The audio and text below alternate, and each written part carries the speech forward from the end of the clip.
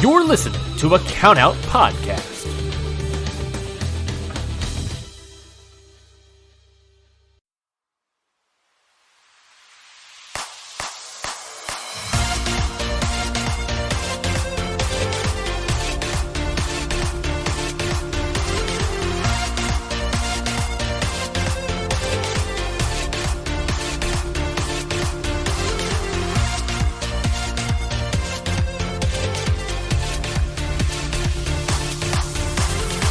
Hello, everyone, and welcome to Stardom Road. Once again, I am your host, Scott Edwards, and this is the Cinderella Tournament Part 2 celebration.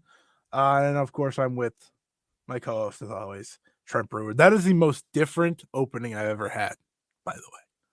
Yeah, you could not have sounded any less excited to welcome me onto the podcast yet again, even though this is one of my podcasts. I'm not just guesting here.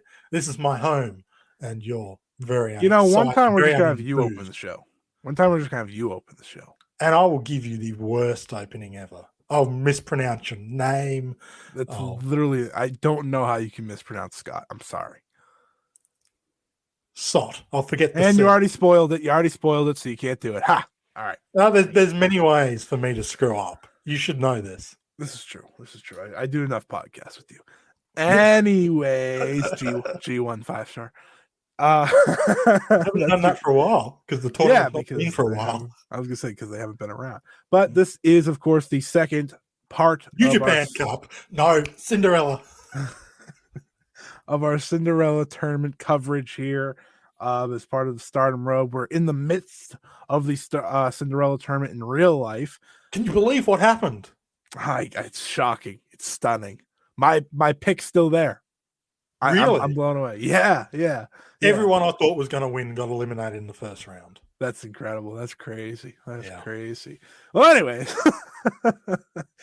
today we're going to be going through the 2016 Mayu Iwatani run in the Cinderella tournament, as well as the MIRAI 2022 run to look at the differences between tournaments.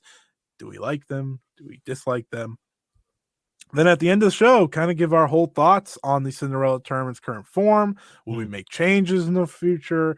Would we prefer this over that? This is a little creative episode. If we had the Rossi Ogawa hat on, what would we do? I don't have a hat, so tough. I was gonna put on a hat, but yeah, we're gonna kind of get a little creative with this one. Break away from the all the little things. We're going to be opinionated. That's the one thing we can always guarantee you we're going to do. And trust me, there's a certain bloody angel that will have my opinions all over this episode. But that's besides the point. Get yourself a cup of coffee. Get ready. Yes. Let's get to the 2016 tournament. And it's over. All right, everybody. Now, I'm just kidding, even though it was really short. Yes. So, of course, we rewatched these matches. Very important.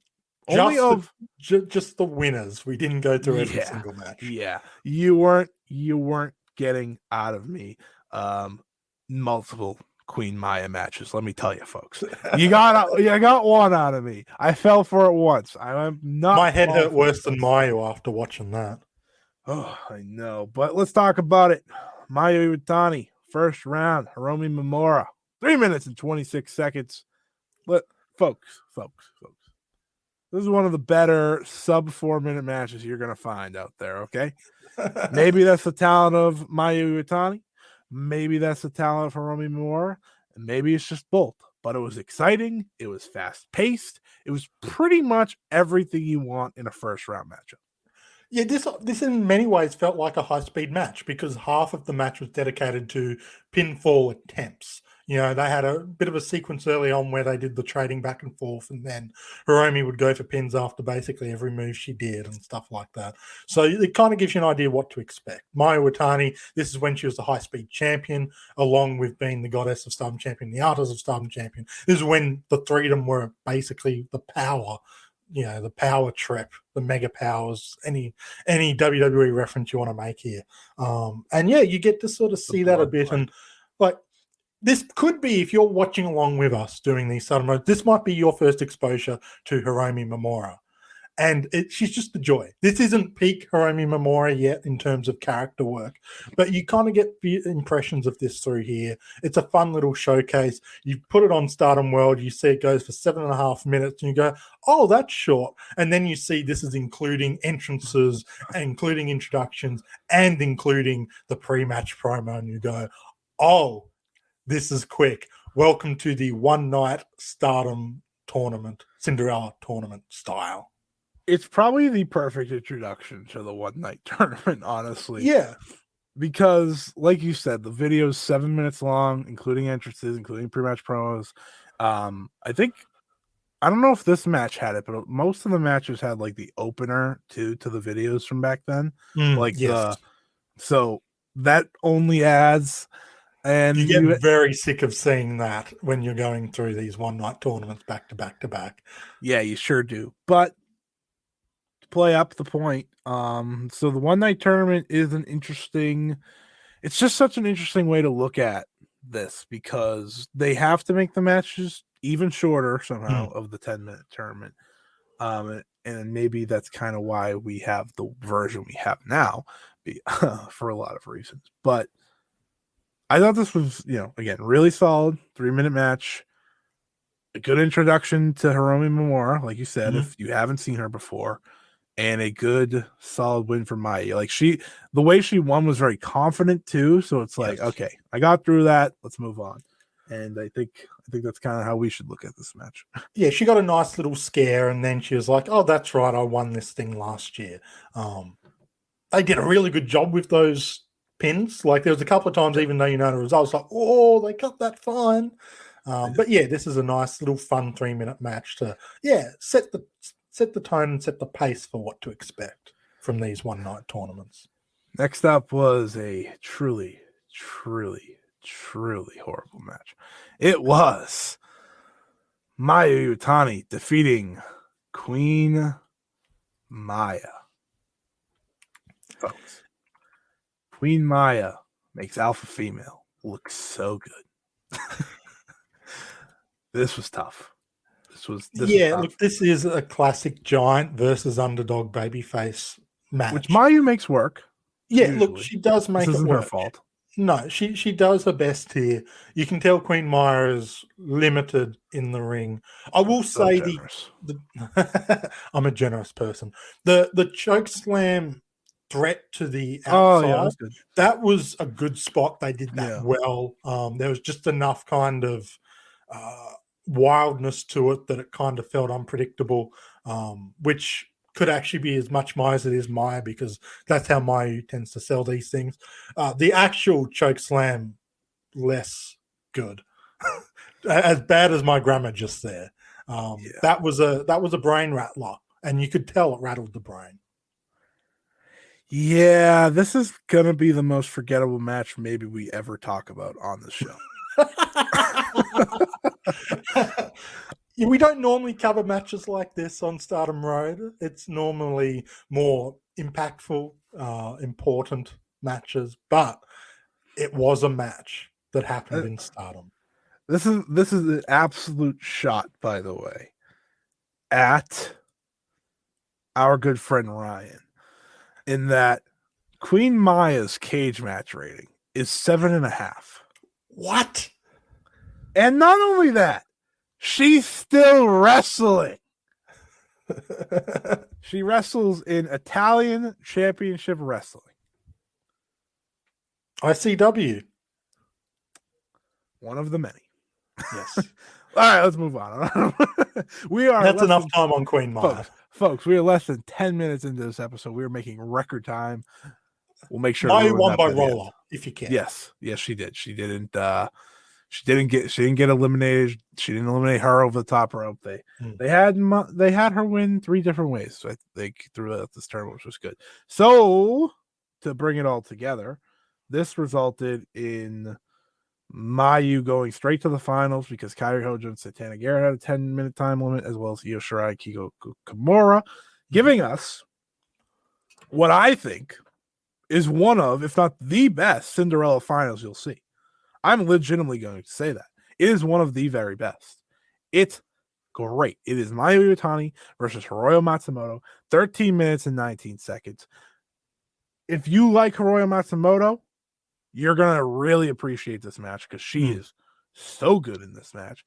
Yeah. Obviously, you like Mayu, you're going to like Mayu. Come on.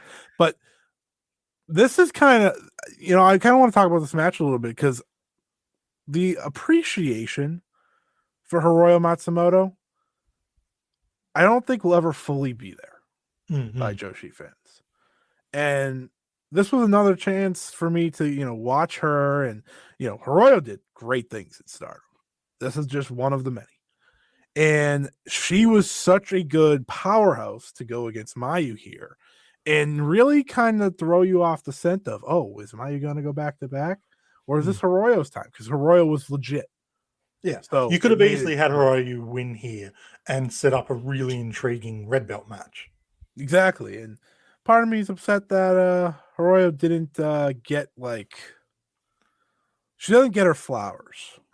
Right? And she deserves her flowers. She's still wrestling. She's still great. So maybe she doesn't need her flowers yet, but she was excellent in this match. Her time to get the flowers have kind of come and gone. Yeah. Those lariats in this match, my goodness. The back and forth was exciting, and they had a great way to finish this match with exciting teases on the outside of an elimination. Of course, Over the Top Rope was still in the finals back then. Yep. And that's how Mayu won. She eliminated Hiroyo over the top rope. This was really fun, and this kind of felt like it achieved what Queen Maya versus Mayu wanted to do. Because you had the big powerhouse versus Mayu, and that one kind of, I guess it did its job, but this one was an entertaining way of doing its job because Hiroyo took it outside, she threw her into chairs, threw her off the stage into a bevy of wrestlers, including her friend and teammate Jungle Kiona. And then, that's built up the sympathy for Mo, built up the, how can she survive this? And then they told that comeback story really well. Still kept Matsumoto looking really strong, which is natural from these tournaments, as they always find ways to give the bigger wrestler kind of their props without hurting them in these losses. But they just sold it really well. Very entertaining match. It's definitely up there for best finals. Saika Mitani versus Micah is probably up there as well. That's a real match, to be fair. That's a real full-on match. I think I should say this is one. I don't want to say it's the best, with over the top rope rules Cinderella match, because you may prefer one of the first round matches, like we talked about last episode, Getsu Tam for stuff, but it should be respected in that conversation because it's really fun, it's really entertaining, and you feel that intensity of it being a final. Yeah, it's a sub 15 match that's really entertaining, and sometimes that's what you want. Yes, with the Cinderella tournament, you get a lot of sub 15s, but sometimes you don't want a 40-minute epic. You just want to be entertained for 15 minutes. You can chuck this match on and be entertained for 15 minutes. It's just fun. It's a blast. It's got that kind of older Stardom vibes to it. You can tell they're still not quite the polished production that they are now in the 2020s. And that has some charm to it. If I think my top 3 finals, I think this might be in it. That's a fair. Saya and Micah's definitely one. And I really like Arisa and Konami. I feel like that's probably the challenge. Tony versus Maya was pretty decent, but I would probably put Arisa Konami ahead of that. Yeah, and Maya lost. So. We know that takes a couple of points off any match for you. Of course. I'm on record of that happening. Shout out to Kyrie winning the IWGP. Breaking my heart. But I'm happy about it now in retrospect. That's not what we're talking about. So my question for you now, before we move on, obviously, to the 2022 tournament, is rewatching through a one-night tournament with all the rules intact. What was your general feeling about it? It's one of those things, like we talked about it last episode. If we could get a whole night of this live, I think my enjoyment levels would go up that much more, because when you're watching it so condensed and you know all the results and you have to click on each new video and go through the introductory video package and all of that, it does drag a bit. It does kind of get a bit, okay. And, the matches that aren't as entertaining are a bit more painful to go through. But the concept is there. If you were at Korakuen Hall for these shows, I think you'd be having an absolute ball because it's just go, go, go, go. You get a variety of different matches, variety of different opponents. You get excitement. You're not going to get classic matches. They don't have the time for this, and most of the wrestlers are having to go in for 2 or 3 nights, 2 or 3 matches in a night. And I feel especially bad for someone like Mayu having to warm up and cool down and warm up and cool down. That would be probably the most challenging part of this kind of night physically is being able to keep yourself physically healthy doing that kind of thing. But yeah, like it's fun. I think that more than anything I can say it's a fun concept. Yeah, the way I look at the one night tournament, it's a very fun idea in that I can't tell you how I feel fully because I never got to see it live in full. If we ever did, maybe I have a heavy feeling towards this as opposed to what we have now. We'll talk about that in full later. Because it's a great idea. It's very exciting when you watch live. From someone that's watched the recent ones live, which are obviously very different. Those are exciting. Yeah. So thinking of that, you're going to get a winner at the end of the night. It does change the way you look at it for sure. And I thought these 3 matches, they were all to kind of achieve something different, right? You kind of have Mamora, who Mayu's going to roll through.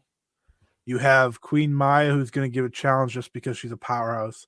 And then you have Hiroyo, who is a vet, is a proven name, and someone that could win in the finals. So I think this was a great choice by us because of those 3 factors, kind of what Mayu had to go through within a night. Yeah. And you can see that if you go through all the singles tournaments. You can see the different challenges that were had. And we'll talk about why I do have a problem with the one night tournament later. And it's more so down to how they ended up having to book them more than anything. But we'll save that. We'll save that because that'll be our big time conversation at the end of the 2022 tournament. Before we get on to 2022, though, I think we have to spend just a short amount of time talking about the post-match ceremony. Oh, yes. Yeah, because, look, the Cinderella tournament, part of it is, the dress and the pomp and circumstance.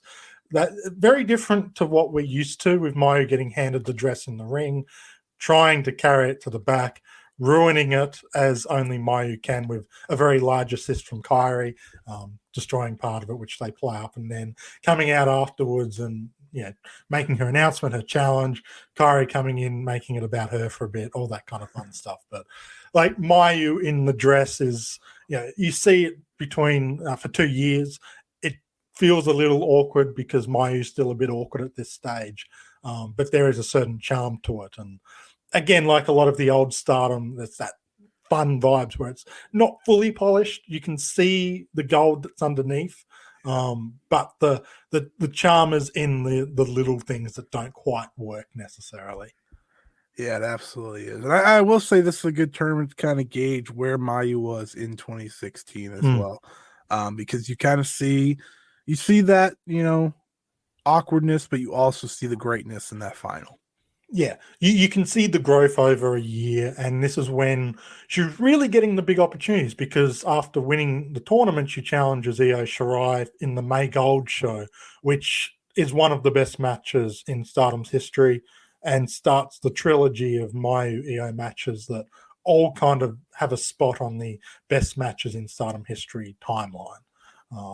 And that's where I think, Mayu had started to really announce herself as not just a fan favorite, but someone the company can build around a bit. But it was after these kind of matches that it was truly like, okay, she's a big deal for us. For sure. 2022, which I think I like that we're doing 2022, not, it being the most recent helps because I do think it is the perfect version of the extended tournament, as opposed to the Saya Kamatani one, as we said last episode. But it gives you a grasp on how to make a star differently, like we talked about last episode. With that one, she's made, but she's not in a lot. Does that make sense? Right? She'd already won a Cinderella tournament for one thing. But she didn't win the world title the previous time, and she didn't win it after that one either. But it was still like, okay, she's done. She's that great. For Mirai, as we talked about, this was you're not only getting established in one night, you're getting made in one night. Or not one night, but one tournament. So there you go. And again, we're going to talk about that, and maybe how does that help someone as opposed to not with the extension? Because does it give them more time and give fans more time to kind of think about it? And maybe that's part of the reason I think Mirai did get to the level that she did, because it gave people time to be like, all right, who's going to win this? And no one ever picked Mirai. Yeah. So when it was over, they're like, oh, God damn, she's the one. She's the one. And I think we might have that feeling this year, because there's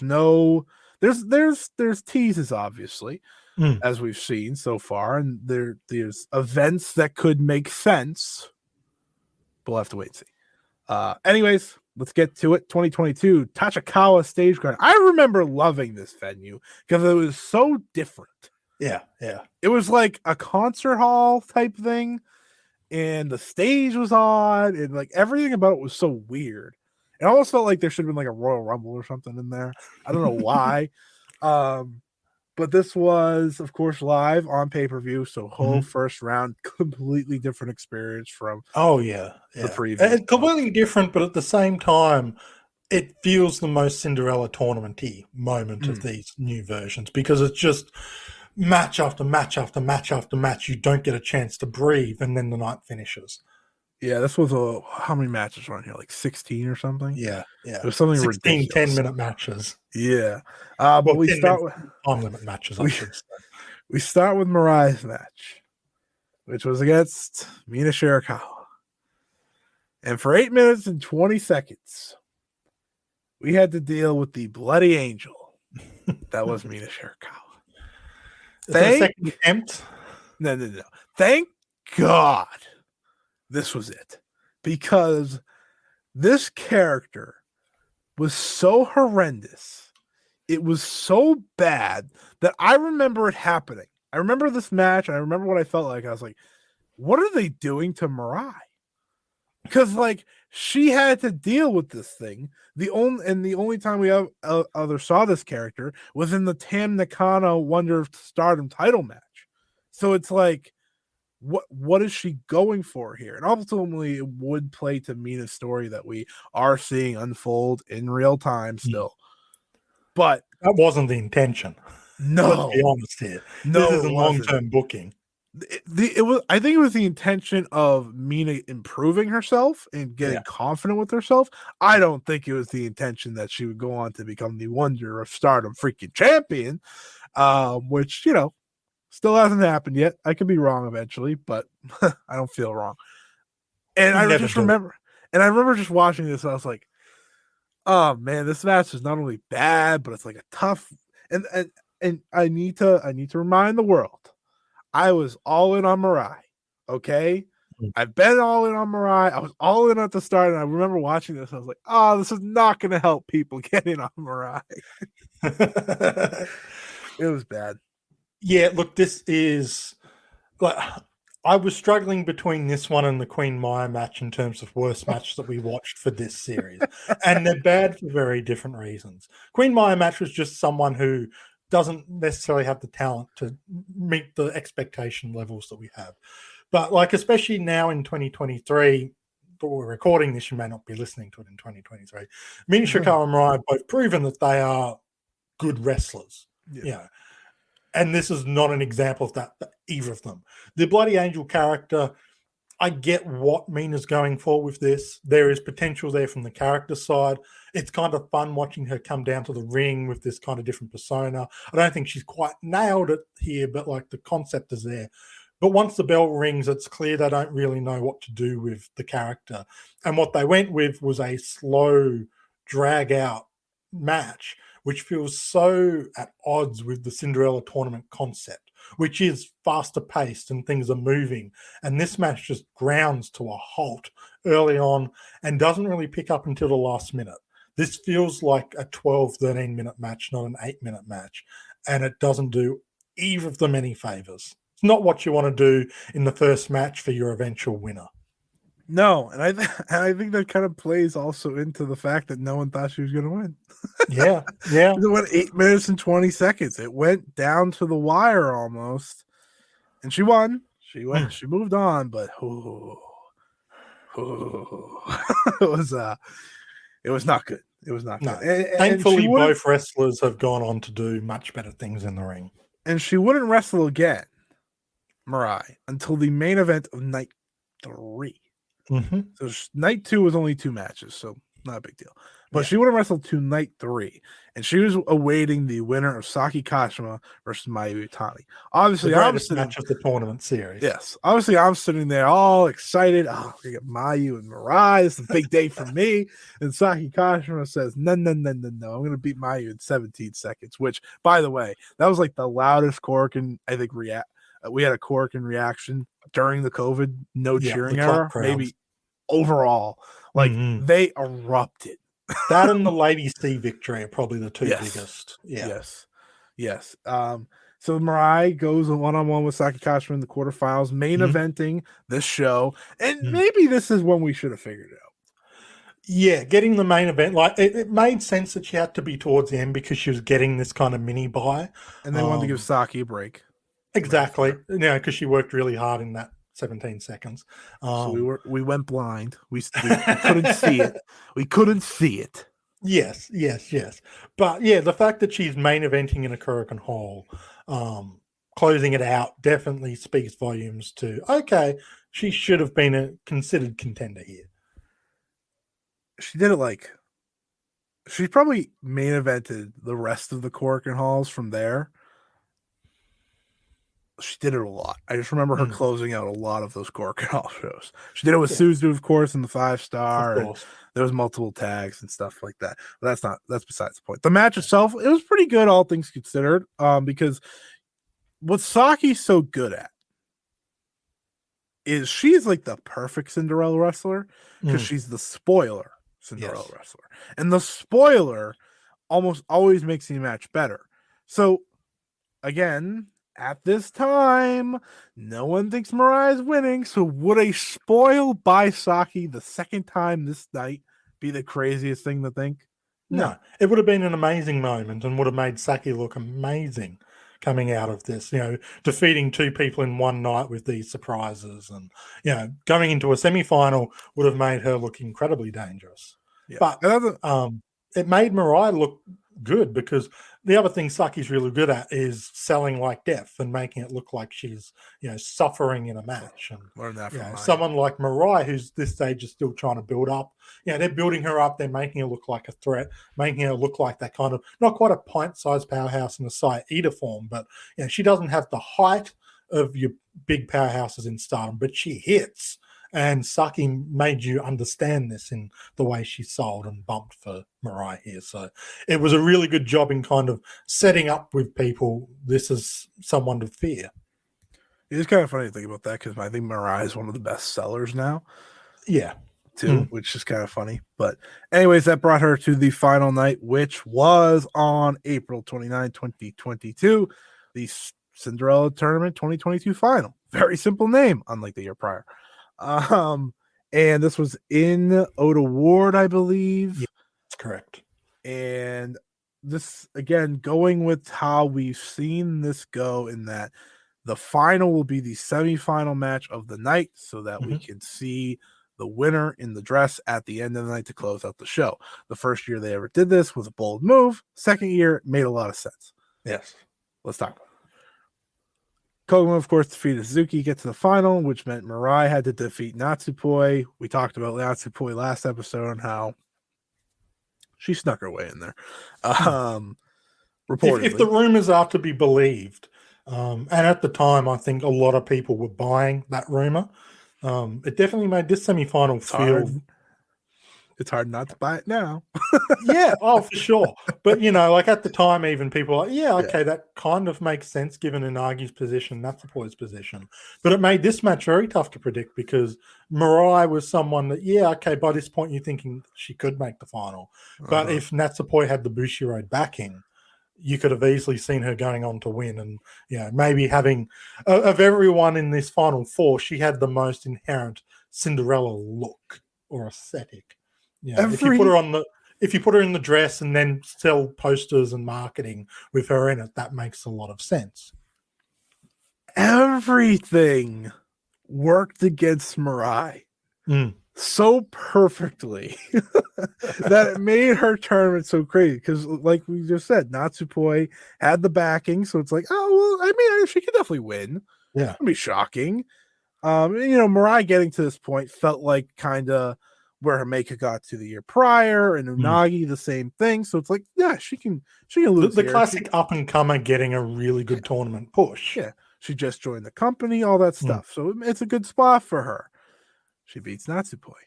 Solid match. Not a big shock between these two. I'd love to see them go now because they're, Mirai. I love talking about Mirai now because of what she's done since this win.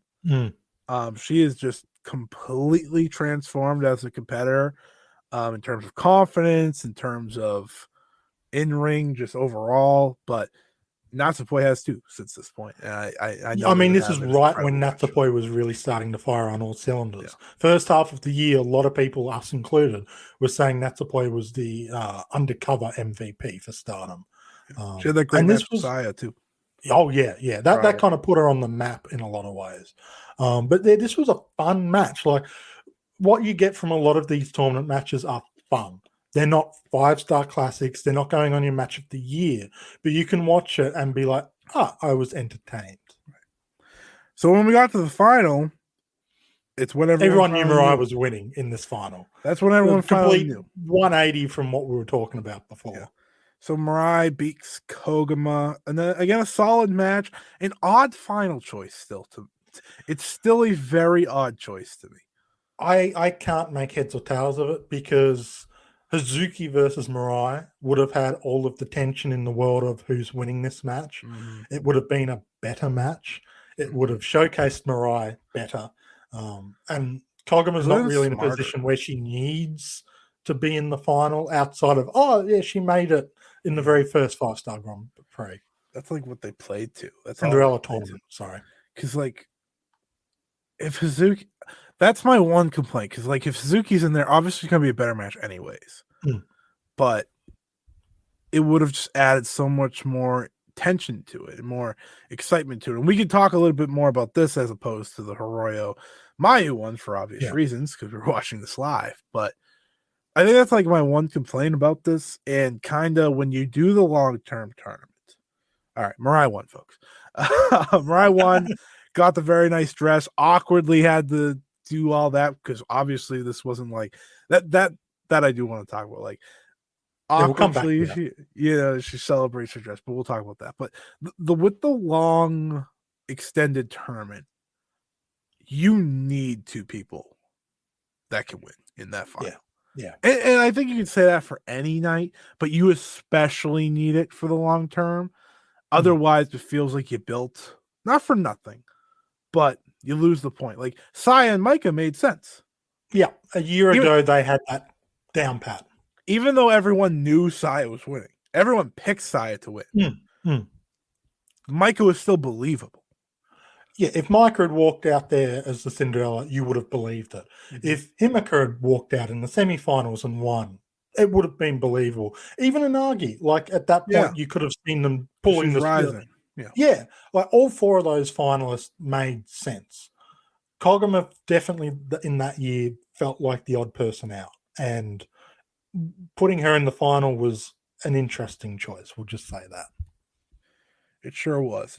So now let's get to the crowning moment for Mirai. Yes. Mirai walks out there with the dress, the big dark blue dress, fitting of her own color. Mm.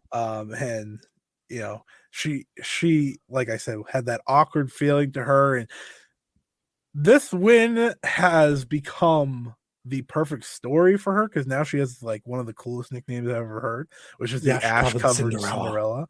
I hope she don't I know, like, because she's gonna, we're gonna move on from it with this current tournament, but it was such a good nickname. It was such a good nickname, and I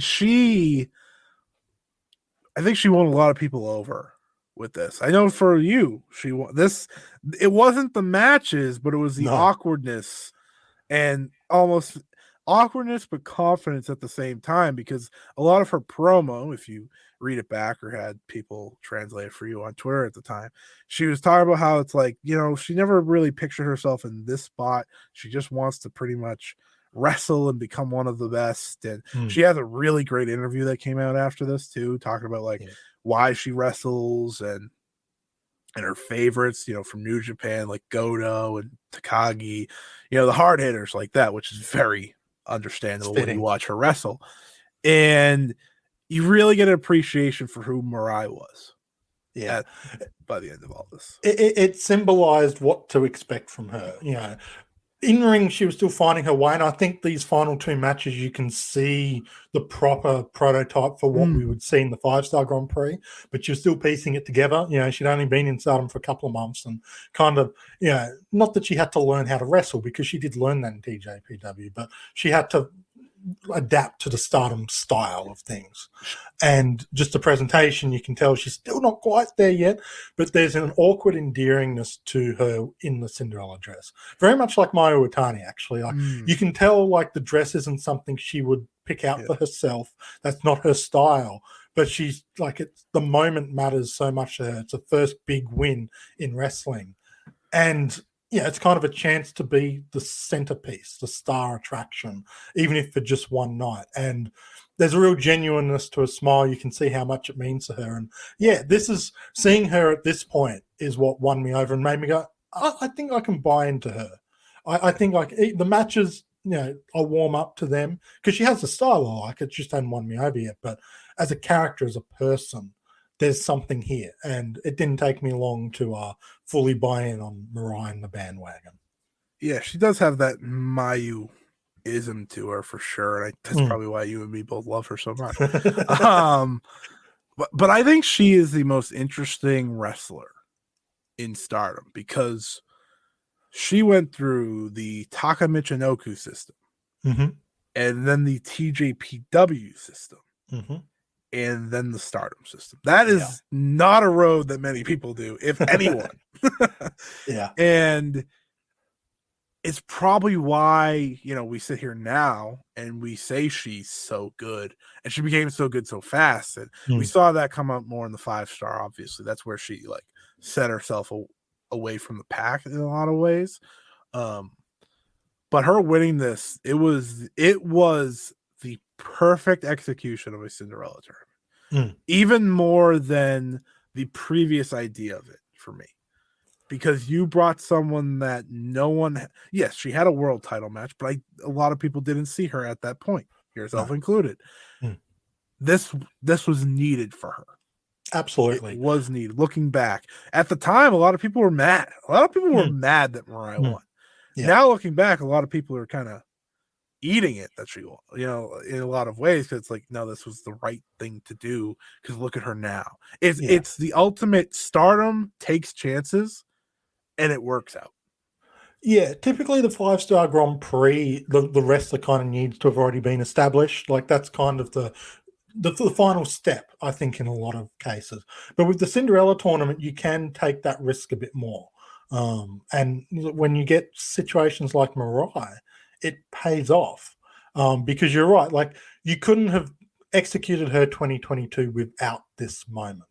You need that one shining moment to kind of prove she belongs in this situation, that management have her back. And so when she gets 14 different title defenses and loses every single one, it's part of the story because she's had that taste of glory but hasn't quite had the full meal yet.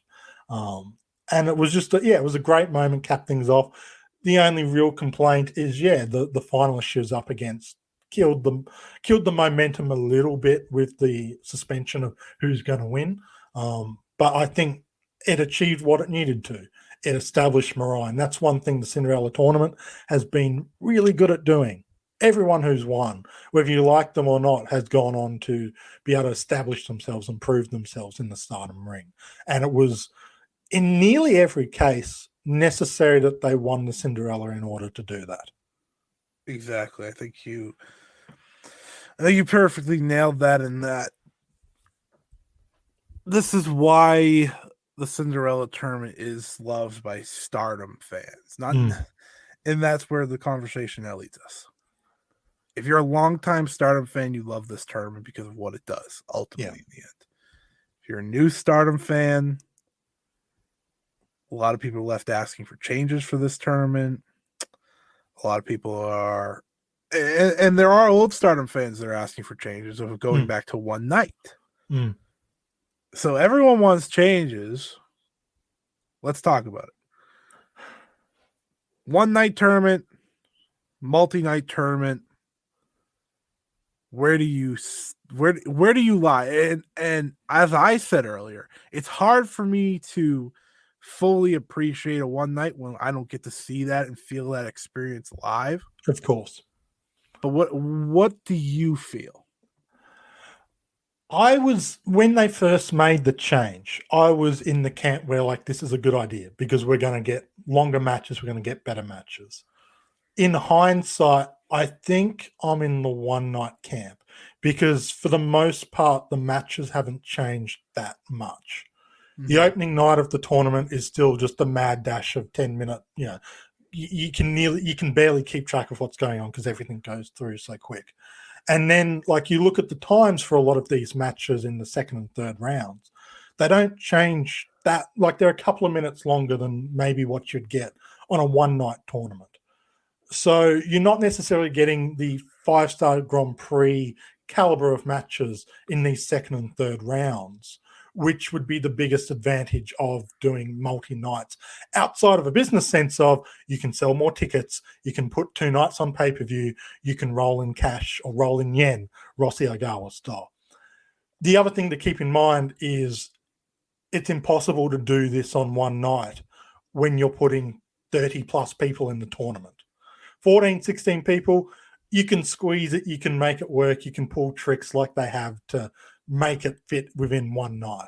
But if they want to get as many people as they want to get into these tournaments, we have to accept that it's got to be multi-night. Now, could they do it maybe over 2 big nights? Maybe. But at that point, you're almost saying, well, why not just run it the way they are now? But there is a certain magic to the one-night concept as just, chuck that on one night, pay-per-view, or be there in person. And there's something special about it that you won't get on any other show, any other Stardom event. Now it kind of just feels like a light version of the 5-star Grand Prix. Interesting. I'm so undecided because you're hoping I'd convince you one way or another. Yes, because I think a perfect version of this tournament in its current standing is everything on one night except for the semis and final. Because then you set the stage for the exciting conclusion at another pay-per-view. But at the same time, I think you got your money's worth with that pay-per-view, the original pay-per-view, because you saw probably number of upsets along the way. You saw probably a few good matches along the way. And this is disregarding the number. You'd have to break it from 36 to probably the next layer. Yeah. That's, I think, you could do.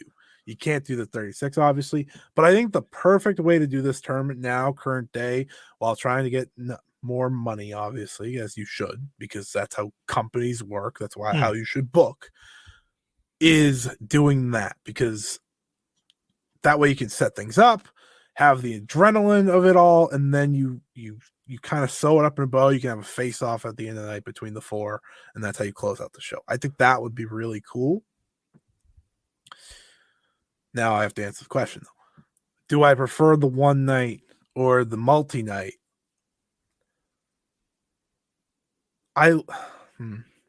So because the multi-night has been two very different versions so far. And we are going back to the current version now. Like the current version is probably the version that stays for good. I think what you need to do is probably extend match lengths if you're going to do it like this to 15. Mm-hmm. But then at that point, is it like the 5-star? Yeah. I don't think so, because you have the top rope, you have the bracket part of it.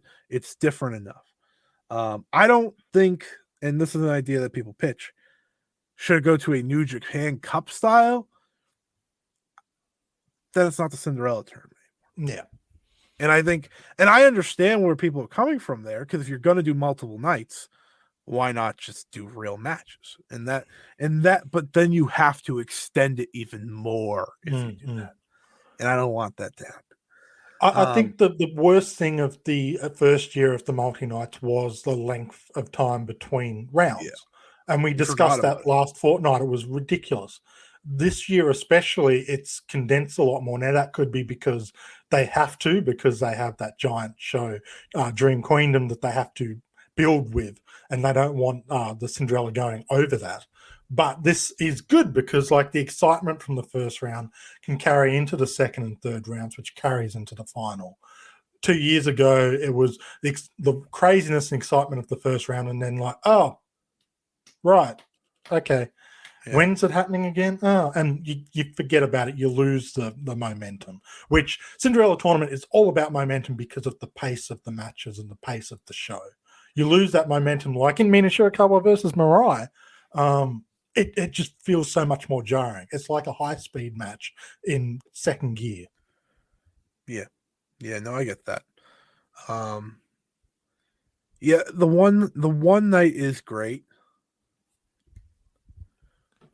but it's just impossible now. Yeah. You'd have to cut it in half. Yeah.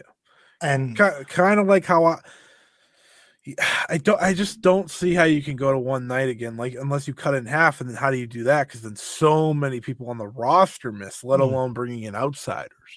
You'd basically be doing what they used to do with King of the Ring and having the qualifying matches for the Cinderella tournament, which are essentially Cinderella tournament matches, just not on the show. That's multiple nights.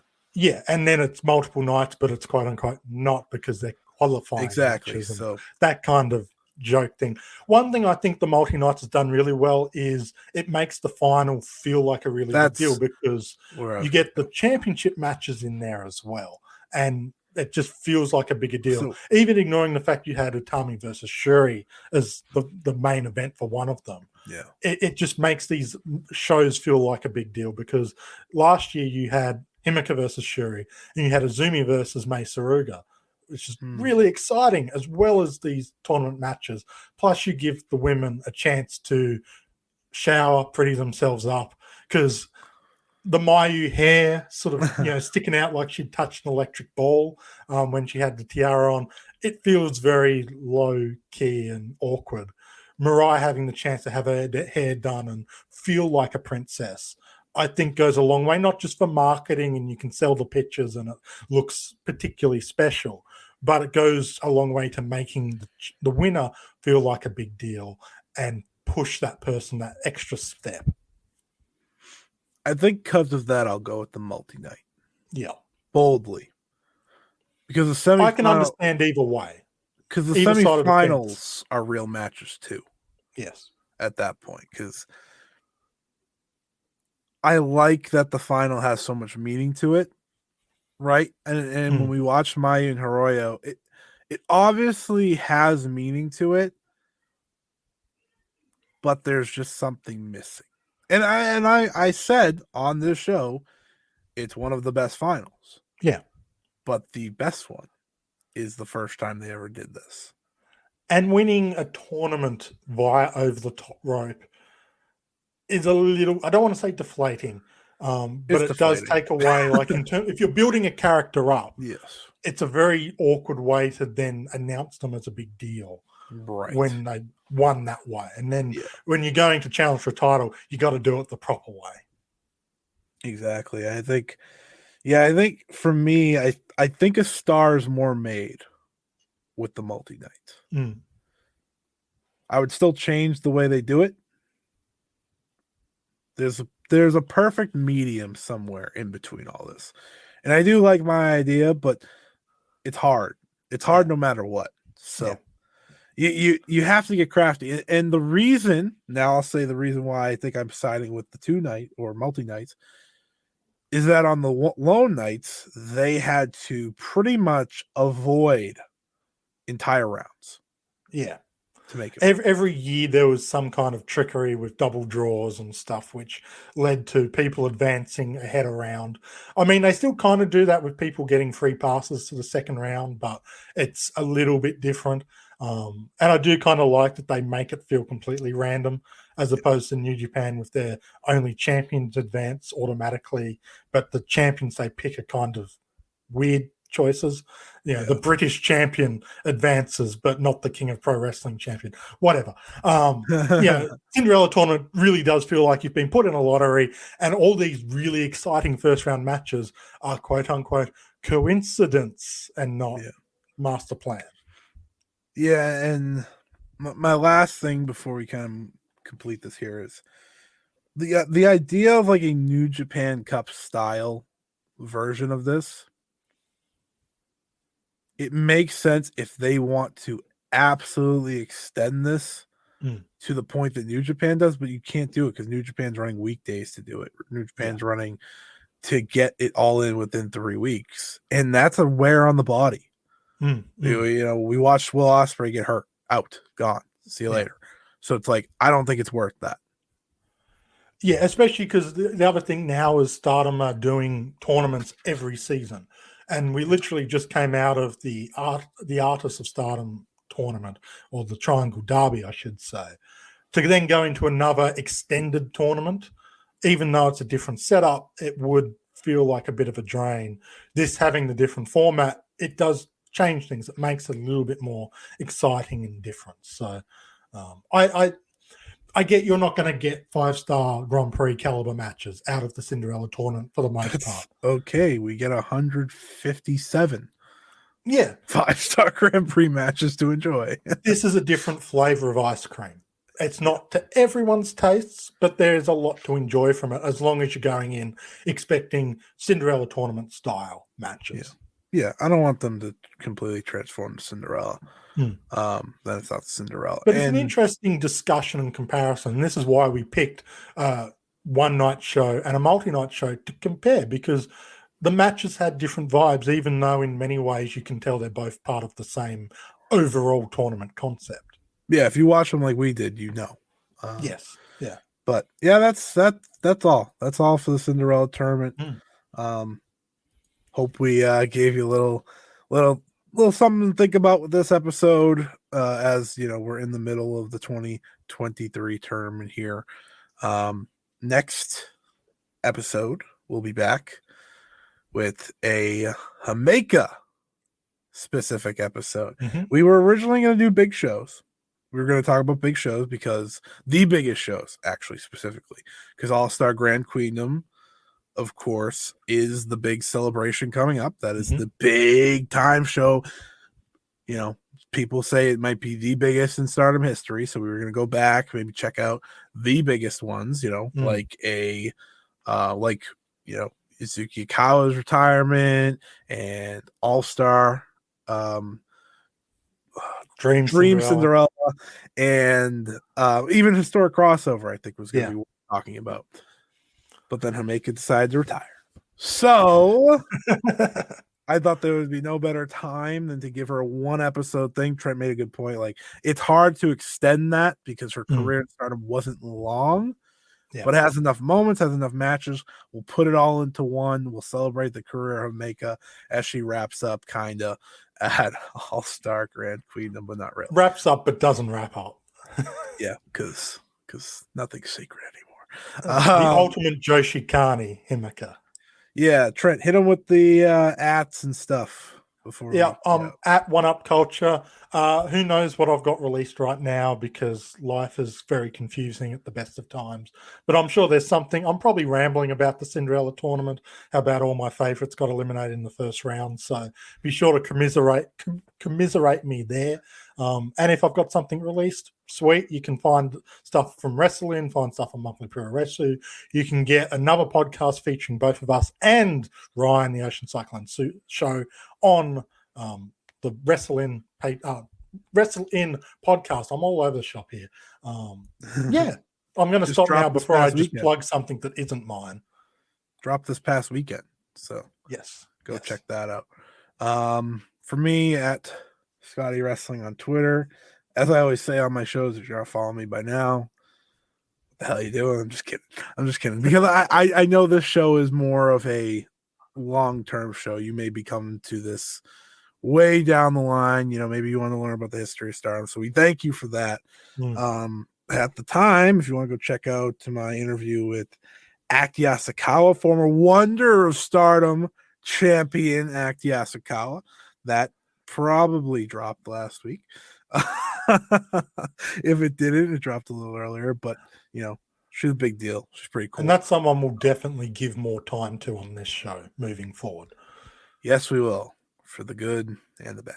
Mm-hmm. We'll hit that. But all right, thanks everyone. Thank you for listening. We'll be back in 2 weeks with the Jamaica episode. And so until then, have a good one.